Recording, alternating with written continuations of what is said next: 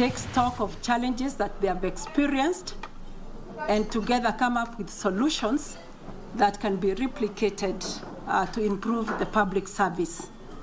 So we will be at the Kenyatta International Conference Center, and we have structured our celebration in 4 ways. One, we will kickstart the celebration with management of the environment in line to the directive issued by His Excellency the President. We'll be in Gong Forest, where we will plant trees on Monday.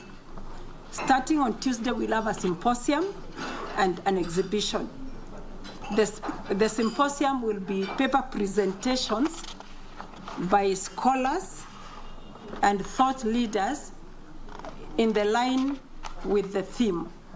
And the theme of our celebrations in Kenya here is transforming the public service, 10 years journey and beyond. Why we have picked that theme is because the public service this year comes at a unique time. It coincides with the end of term of His Excellency the President, and therefore we'll be looking at achievements in the transformation of the public service for the last 10 years, and then rethinking the public service of the future going forward. So the topics we have chosen are topics that resonate with the programs that the government has had. We have a topic on resilience in nutrition and health. We'll have topics on mental health. We'll have topics on digitization. And we'll have topics on transformation of the human resource in the public service.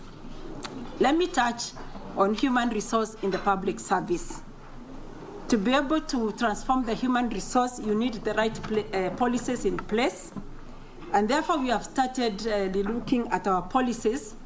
And one of the policies we have developed to help in that area, and also to answer a very important question which was asked here about how we treat members of the public, is a policy on dignity at work. We are calling it the Dignity at Work policy. The Dignity at Work policy speaks to the environment of receiving and giving services, where we are saying the Kenyan citizens have a right to receive services in a friendly, welcoming, and dignified environment. And therefore, the public servant has the responsibility to make the service environment a dignified ecosystem.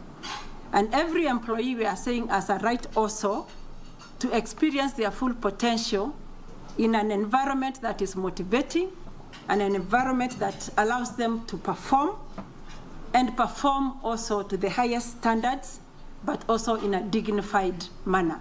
So that is the Dignity at Work policy.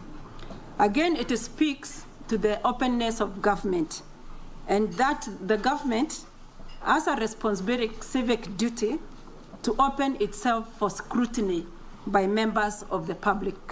So we are telling every single servant, public servant, that you have the moral and civic responsibility to make this country better, and the only way you can make it better is if you deliver services to the public with honor and with dignity. And also we are saying that for you as a public servant, within this policy, it is your responsibility to cultivate broad, accepted, what I would call trust with government. Give services in a manner that the public develop trust in their government. And therefore, that policy will speak to the way you use language, your attitude towards public servants, your attitude towards other people, your attitude towards the public. So that is the Dignity at Work policy. That is the Principal Secretary in charge of the Public Service, Mary Kimonye, there speaking on the Africa Public Service Day. She has outlined quite a number of issues that those celebrations will deal with, including the mental health of public servants, as well as the nutritional health of public servants, as well as also HR issues, human resourcing issues. And she has urged public servants to ensure that they give services to people that cultivate trust among the citizens.